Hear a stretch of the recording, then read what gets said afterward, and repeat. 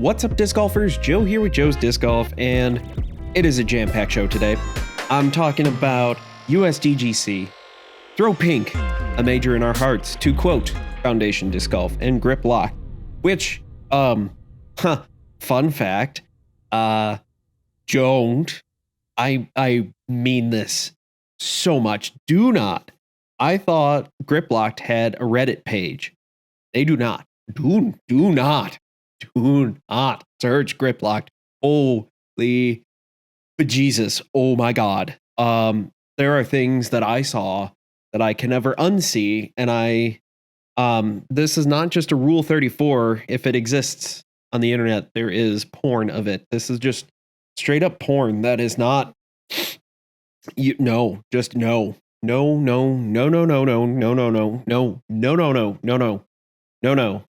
Grip Lock does not have, that podcast does not have a Reddit page. Joe's Disc Golf does. It's Joe's_disc_golf. Not active at all on there.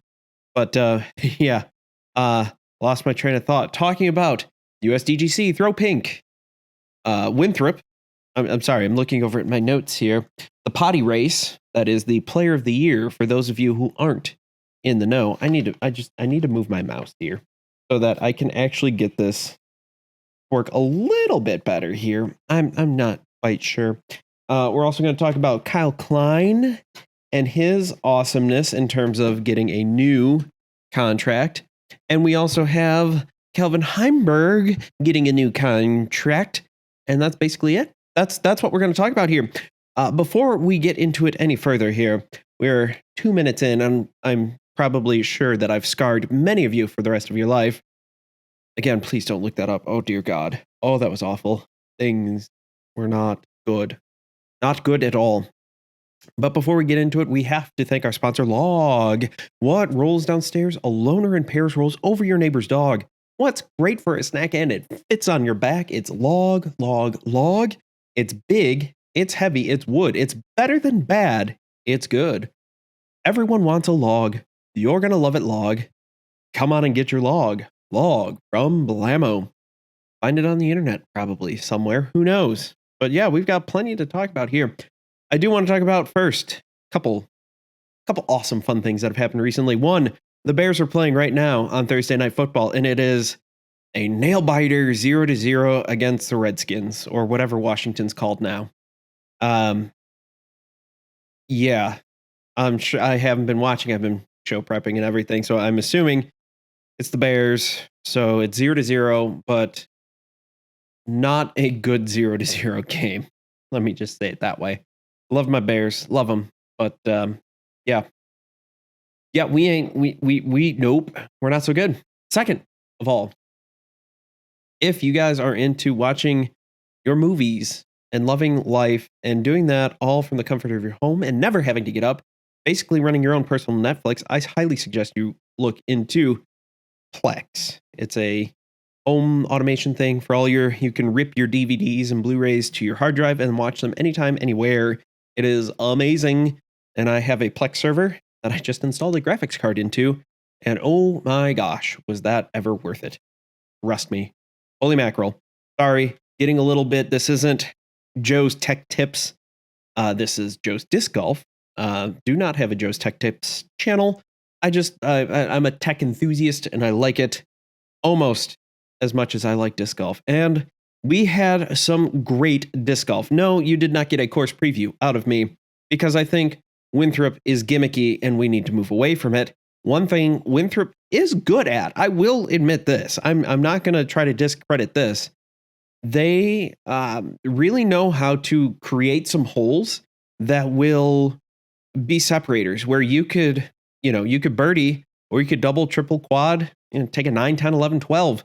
It happened to not just like bottom of the barrel, barely qualifiers. It happened to some pretty good people. It happened to Paige Pierce. It happened to Kristen Tatar. And we'll get into that a little bit later. But Winthrop, I will say, in one little positive note, they do know how to have some good holes. Now, on the flip side of that, they redesign the course almost every single year. So everybody who shoots a course record every year, it does not matter from year to year. And that's part of the frustrating part, but that's part of the charm of Winthrop. Whatever. Don't care. It needs to leave. I don't care. They need to move it somewhere else. Innova, sorry, USA Disc Golf or US Disc Golf Company, who's not Innova, but is. Come on.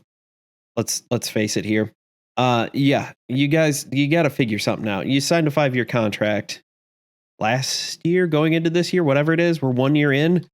Oh, dear God, you better be purchasing, in the process of purchasing and renovating, terraforming a huge chunk of land to really set up USDGC the way it should be. And honestly, USWDGC. We'll get to that a little bit later when I get to our Throw Pink segment here. But we're talking about USDGC. Gannon Buhr finally gets his win. It seems like forever since he's been right there, so close to getting that win, and he just hasn't been able to do it. He was very close, and I know Silver Series, I forget which one he won. It's Silver Series, come on, or Silver Event going forward after that. Sorry, I need to get my terminology just right. But he did not win an Elite Series. He could not, he was so close. He was right there. The one that really sticks out in everybody's memory is Las Vegas Challenge. He was right there, playoff with Drew Gibson. Ends up having to go first on a very tough hole. Ends up going into the hazard, misses. He ends up second place. He played extremely well. And it was just unfortunate that, he couldn't quite do it. Been battling, ends up being one of the most consistent players on tour. I think according to Statmando, he averaged 7th as a finishing place. So even his bad tournaments weren't bad. He was all over the podium. Couldn't quite get that number 1 spot until USDGC, and he played absolutely lights out. He played some consistent golf. He had to beat Nicolas Antila. I think I'm saying that correctly. His finish. So it's a little bit different. I'm trying to learn my finish. I really am, actually. I need to get back on my Duolingo. That is something. If you really want to, and I'm not # not a sponsor. If you want to learn a second language, Duolingo has been awesome, and their free version is pretty great too. You would think that, with the way they, it's kind of like Candy Crush. You get so many lives, but generally speaking, I have found that when I run out of lives, I've generally kind of hit the point where I'm like, I'm not really paying attention anymore, or I'm not, or I've just physically run out of time and I have to do something else with my life. Generally, watching my child and going to work. Those are the two big things. Love her to death. Love my little stink. She's awesome. But bringing it back. If you want to learn second language, go ahead, Duolingo. No link, no anything. But it is worth it, in my opinion. Nicolas Antila, he was leading the tournament basically the whole time. He would have been, had he managed to pull it off, the third person in USDGC history to go wire to wire for the win, and he just couldn't quite do it. The momentum shifted around hole 14. He missed that putt. I think it was 14.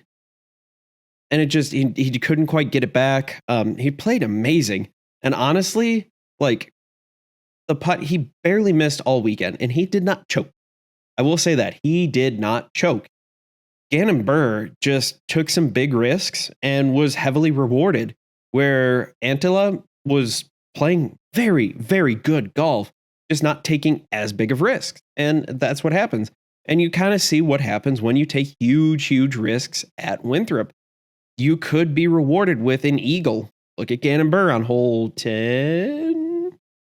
Carded the only birdie or only eagle on his card, which was a very good card. Or you could end up bogeying, double bogeying. That's one of the nice things. And I'll get into talking about that. Nicolas was just fantastic. He calm, cool, collected the whole time. Gannon Buhr, youngest USDGC winner, probably the youngest pro major winner that I know of. He beat a lot of other records to get USDGC. I couldn't quite figure it out if there's anybody younger. Obviously, excluding amateur majors because I've been beaten by a world champion within the last 2 months, and he's 12 or 13. I forget how old he is. Shout out Hiram Disc Golf. Follow him on Instagram. Hiram Hart Disc Golf, something along those lines. Fantastic disc golfer, but he's obviously way younger, way younger than Gannon. So that, those don't count. Whoever wins, what's the youngest group? 10? 8? Obviously the youngest winner there, clearly. So when we talk about the pros, that's a different story. Being 17 years old, that's phenomenal. Absolutely phenomenal. Kelvin can't close out a major. I don't know what it is, what goes on with Kelvin, but he, for whatever reason, when it comes down to it, when it comes to the final round in a major, especially in the US, oh God, no, just a major in general. Now that I'm thinking of it, I'm also thinking about Simon. Simon can win majors, not in the US. In the US, man, it has turned into just a meme at this point. Like Simon, he was 50 something. Kelvin, I forget where he finished now, 3rd, but he couldn't close it out. How many times has Kelvin been on the lead card in a major and had a lead, or right there, striking distance in a lead? How many times has it been? Is it 1, 2? If you're answering 4, if you're shouting at your radio, if you're looking at me on YouTube going, "You stupid son of a gun, it's 4." Well, you're right. If you're telling me it's more, it's not. It's 4. As of right now. As of the time of recording, USDGC, post USDGC 2022, it is 4 times. And he's right there. And as many other media sources have put it, he is the best disc golfer without a major win. He is. He's so good right now. And it's just, I don't know what it's got to be mental. He plays awesome rounds 1, 2, and 3. Round 4, and he just like craps the bed. I don't know what it is. It's mental. It's obviously mental because he played 3 rounds, phenomenal. And then once he was out of contention, he started playing amazing again. It's like, dude, just you gotta put the pedal to the metal in rounds 1, 2, and 3. And then when it comes to round 4, you have like a 6-stroke cushion and you're good to go. You can play safe golf. You don't have to take the risks and you'll be good. But for whatever reason, Kelvin just, it's mental. He gets in his own head. He gets in his own way and he needs to work on those strategies because he's clearly like, you watch him throw and his drives are amazing. You watch him putt. His putting stroke is smooth. And then he gets to that 4th round and you're sitting there and you're going, what are you doing? Why? For the love of Pete, please just close out. Just close it. Just please. See if you can get a celebrity shots. Have someone else come in and throw a few shots for you. Just to spice things up, even though that's illegal and that won't happen. That can't happen. This isn't doubles. What do you think this is? USDGC where they don't get to follow the PDGA rules? Oh, never mind. But you get what I'm saying. You get what I'm saying here. It's just, I want Kelvin to win so bad.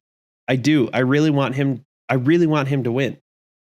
He's right there. He's right there on the precipice of greatness. And USDGC, just so much fun to watch. We're looking at the future of disc golf here with this battle between Gannon and Antila.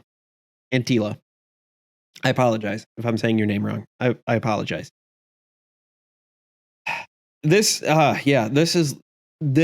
could be the foundation of what's going to be the next great battle building up over the next decade or so in disc golf on the MPO side, on top of everybody else. I mean, right now you look at it and it was Paul and Shoestrick. That was Paul and Ricky. And then, depending on the tournament, now Paul and Eagle and all that. But as Macbeth does get older, it's going to be harder and harder for him to win. Now, we don't know exactly what the age that you will no longer be relevant in disc golf in the MPO scene. Who knows? I don't know. Macbeth is in his early 30s. So he's still got many years. I'm not saying he's washed up or coming down or anything, but it's clear to see 17-year-olds, come on, guys. If you're out there and you're listening and you are in your 30s or older, you know how much harder it is to compete with those 17, 18, 19-year-olds physically. It's difficult. You can do it. Takes a lot more effort, takes a lot more work. It's a bigger toll on your body, but you can do it. And sometimes, you just can't quite pull it out. But I think, we're watching the future of disc golf right there.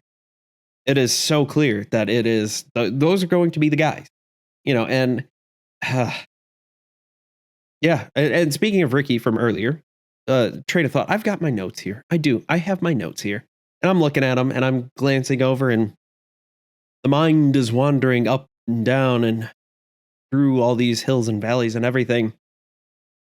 We had Ricky, who was winning, tied for the lead through round 2, and couldn't do it. He had a 50% chance of winning at the end of round 2, according to UDisc. And so far, even though it hasn't been published for that long, their win probability has been pretty good. Whatever metrics they're using, obviously there's always these statistical chances of weird things happening. 50% chance of winning after 2 rounds. That's a pretty solid chance right there. He ends up finishing 7th on the tournament, which he did say that, he continued his top 10 streak after Statmando posted that this was by far his worst finish at USDGC. And it was an absolute roller coaster. He was up and down, doing loop-de-loops. He did a barrel roll at one time. Do a barrel roll! And he did that at one point, it seemed like. Because he shot a 1-over. He was shooting well under par. He shoots 1-over in round 3. Just totally shoots himself in the foot. He's right there. All he had to do was just keep doing what you're doing. And he didn't. And we saw how that turned out. Again, disc golf. That's how things go. The first 2 days, conditions were amazing. Almost no wind. You're able to just basically throw whatever line you wanted, obviously within reason.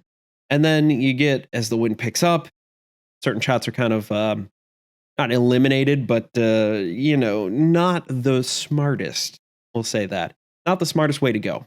But, hey, it is what it is. So, on the other side of that, we had another tournament happening this weekend that was not USDGC, that was not USWDGC, but it was the Throw Pink Championship. A major in our hearts, to quote Foundation Disc Golf.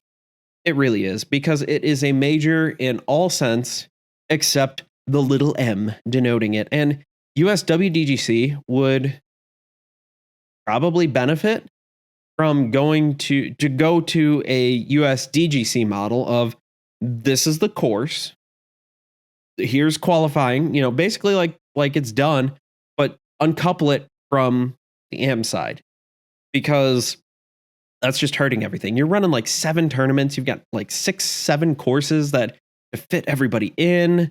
And it's not, I get what it used to be. It was the time for all women to come together when the fields were incredibly tiny. But now the FPO field is huge, relatively speaking. It is catching up quickly to the men's side of things. It really is. We're getting to the point where it might not be feasible to have the men and women going on the same day at the same courses. It is already at some courses. It's not possible. It just, because the fields are getting so big and try to fit everybody in the right amount of time and all that stuff, it's getting difficult. But we need to uncouple that. And I get what it stands for. It's all the women coming together.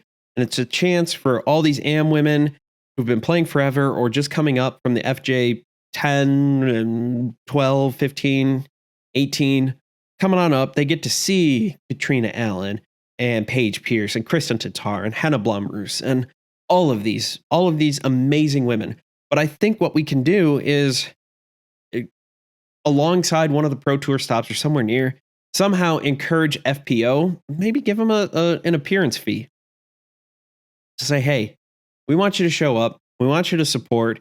We want you to be around, be available for this huge, women's global event style tournament for all these women here and just like be available essentially, shake hands, kiss babies, glad hand, all that fun jazz.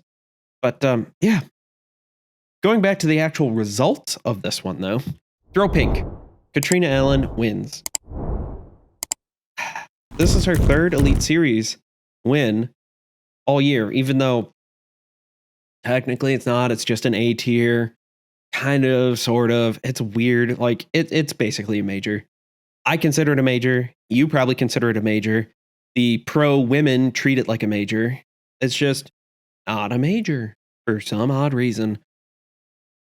She's won LVC, Idlewild, and Throw Pink. And for the last month and a half or so, Catrina Allen has not looked good. I don't know what it was. She did at the end of it say she thanked Austin Hannum, her boyfriend, for helping her fix her swing. I don't know what was going on, but I had made comments about this over the last couple podcasts saying, like, I hope she's not hurt. I hope that this is a mental issue and not some sort of physical injury that she's dealing with. Now, it's a grind of a season. Is she sore? Probably. I mean, find me a pro disc golfer who isn't by this point, especially if you've been hitting every single stop from February at LVC to we're now in October at USDGC Throw Pink. And now, excuse me, and now we're at the Disc Golf Pro Tour Championship. It's been a long, long year. So, yeah, they're going to be sore. But I'm glad it was something, I'm guessing, simple, relatively simple to fix, because she looked good. She looked really good out there. And I want that to keep up, because the more competitive players there are in the field, the better disc golf we're going to watch. Like, it's fun to watch Kristen Tatar run away with it, but it's also fun to watch Kristen and Paige and Katrina and Hannah and Evelina and whoever else. Haley King, she decided to make an appearance, did all right this weekend. It's fun to be able to watch them and just see what happens and watch them battle it out. Look at the crazy amount of people who had a shot at some point. There's like 7 or 8 different people who are tied with the lead or had, like, they're within a couple strokes of the lead on the MPO side. Now, FPO, they're going to get there. It's only a matter of time. I think we're only 4 or 5 years away max, if not sooner. Look at the amount of win. Look at what Kristen Tatar has done with winnings. She has already broken the single season record for the amount of money won. And granted, now the purses have all increased since last year when Missy Gannon said it, but she also played significantly less tournaments than Missy did. Now, she did obviously finish way better, never missing a podium. She did a great job. And I want to put the asterisk there, never missing a podium for the US tour. I guess, DNF, it was a European tour, whatever. You get what I'm saying. So that's impressive. And who knows, if she takes down the DGPT championship, I think it's $100,000 she'd end up at. She's at like 70,000 right now, I believe. She has like the third most amount of money won this year of all touring pros. Number 1 is Macbeth. Number 2 is Wysocki. Number 3 is Kristen Tatar. So yeah, that's insane. And unfortunately, Kristen Tatar finished third. She tried to ruin her podium streak. She did not look that great for the first round and had to really claw back. And she managed to do it. She played her good, consistent golf and got right back up there.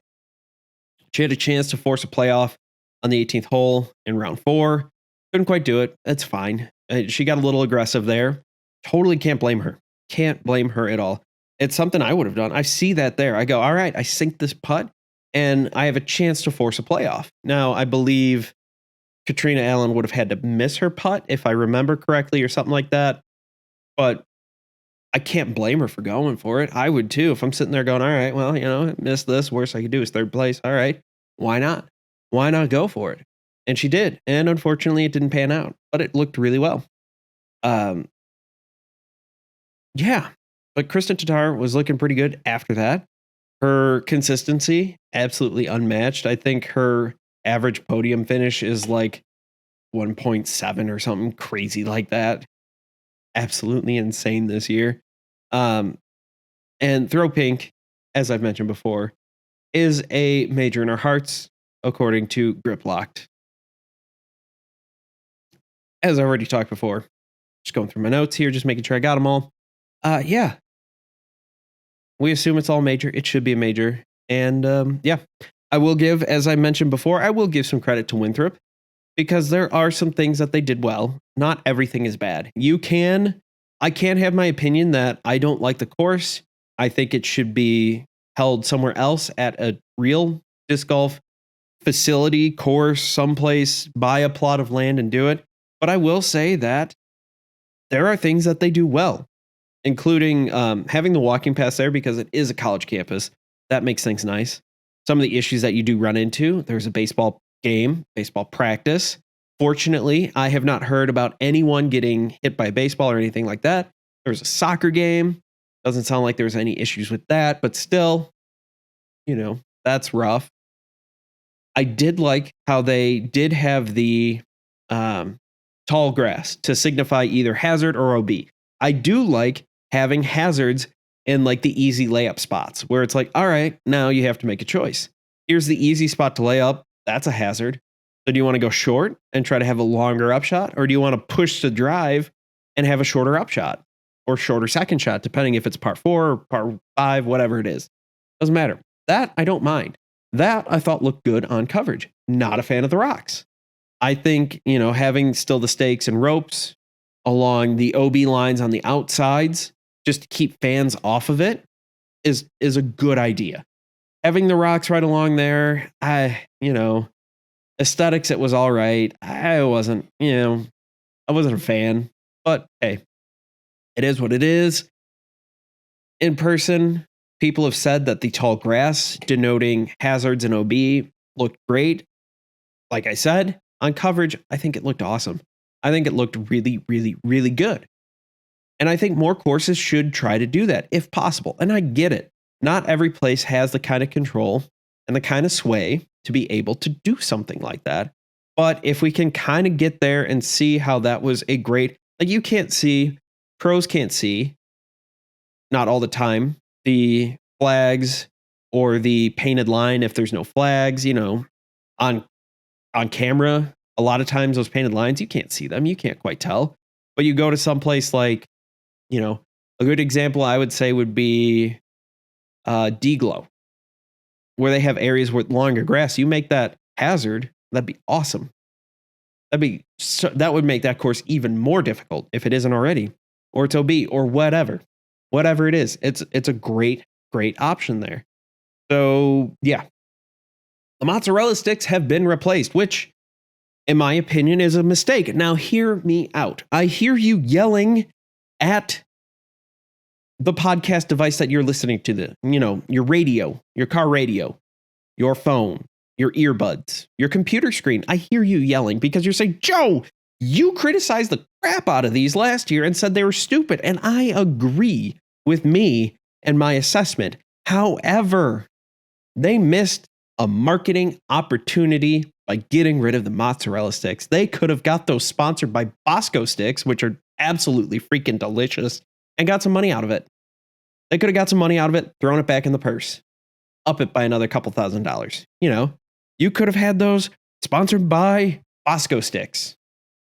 But no, you decided to get rid of them for the Christmas trees. Halloween trees. No, Christmas trees. Because they were Christmas trees and then somebody put cobwebs on them and then they took the cobwebs off because, I don't know. At that point, I would have just left them up. Maybe thrown some fake spiders on it and just call it a day. Lean into it. Why not? That would have at least, been like, haha, look at what we did. Haha, yes. But, yeah. Yep. That's where I'm at. They had the gimmicky there. And it's not, I heard somebody talk about it saying it's janky. It's not janky. It's gimmicky. They have a lot of gimmicks there.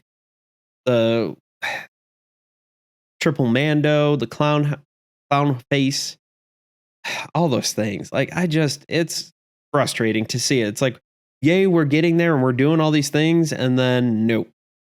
And then it sounds like, I think in the players packs, they had edibles or something along those lines in them. And then you got guys like, Gannon, who in a lot of states where it is legal, I'm assuming because it was in there in South Carolina. However, but generally speaking, there are age restrictions on that where, guys like Gannon are too young. I don't know. Depending on the state, 18, 21 does not matter. That eliminates a lot of people. Some of the players, international players, it's illegal in their country. So it would have been nice to just have an option like, here's a ticket, here you go, or a drink, or whatever. I get it. It is what it is, I guess. I don't know. Moving on to the potty race, the player of the year. I think we can still say it's a safe lock. Kristen Tatar winning on the FPO side. On the MPO side, I think we could take Simon out of it at this point, unless he wins the Pro Tour Championship. And honestly, I think at this point, it's Ricky's to lose. He has had an overall better season. He's had more wins. He doesn't have any major wins, but I think overall he's had a better season than Paul Macbeth has. Now, if Macbeth ends up winning the Pro Tour Championship, then I think it's Macbeth. But if neither of them win it, I think that's it. That's all you got to say. That's all she wrote. I think it's Ricky's to win at this point. So that's kind of my update there. We'll see. As I'm speaking now, the first round has already finished, and all right, we'll see where we're at. We shall see where we're at. And speaking of where we're already at contracts. Already. Season's not even over, and we're talking about contracts. First person we got to talk about here is Kyle Klein. And Kyle Klein, Coach Klein, Mr. Coach Klein, he re-signs with Discmania for 4 more years. No specifics have been announced at the time of recording, but it is worth 6 figures annually, according to Ultiworld. So he's making at least $100,000 base,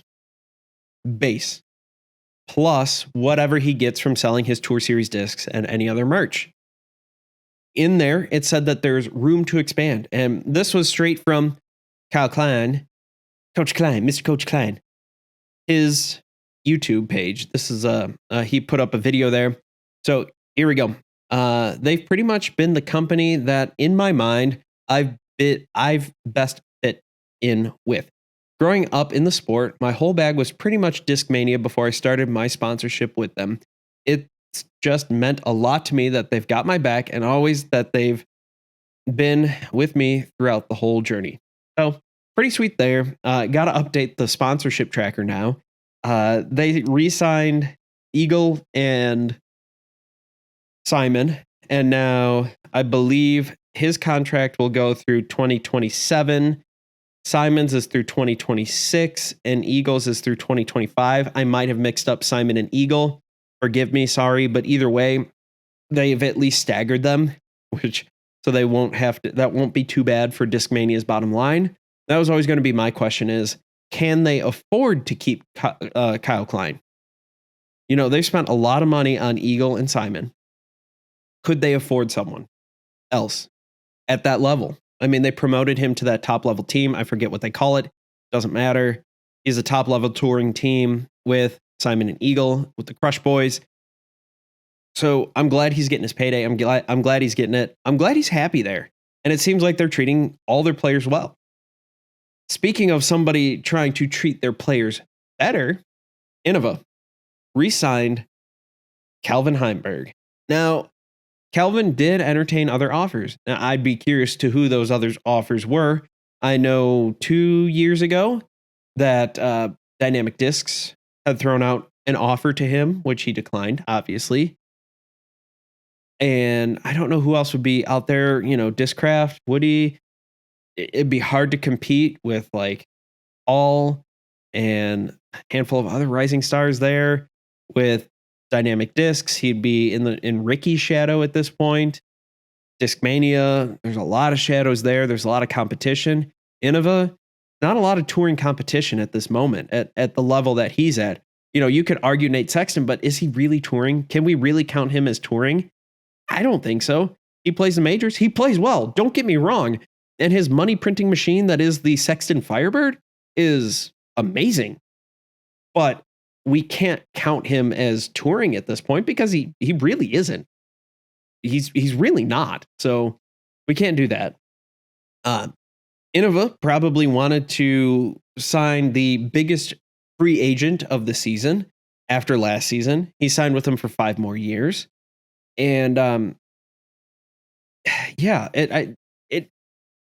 I said it, a lot of people said it. It looked like last year Innova lost the free agency and they wanted to keep a big name. And so I'm assuming they gave him a pretty sweet deal, whether that's guaranteed cash or a better deal on Tour Series discs. Those Calvin Halo Destroyers are selling like hotcakes. The Toro 2 selling like hotcakes. So he's making some good money on his discs, which is great. And honestly, I couldn't really see Heimberg at a different company. And hear me out on this one. He's not a big social media guy. He's not out there. He's not a social media guru like, for better or worse, you could Brody Smith. He's not putting himself out there like Eagle and Simon, where having that big social media presence is great, where it's probably pushed a little bit by Discmania. Dynamic Discs is a great social media company. I mean, look at what they've done with Kona. Look at what Kona's done with them. Say what you will about her play, but she's moving plastic. So Dynamic Disc probably is like, hey, it'd be great if you were up in the top 10 and on coverage more, but you're still moving a hell of a lot of plastic. So, meh, I don't care kind of thing. Obviously, they do want their players to play well. They do want to have, FPO players up at the top, but I get it. Like if they're still making money off of plastic, who cares? To quote from their press release from Innova, with Calvin's help, we've created discs that players everywhere have fallen in love with.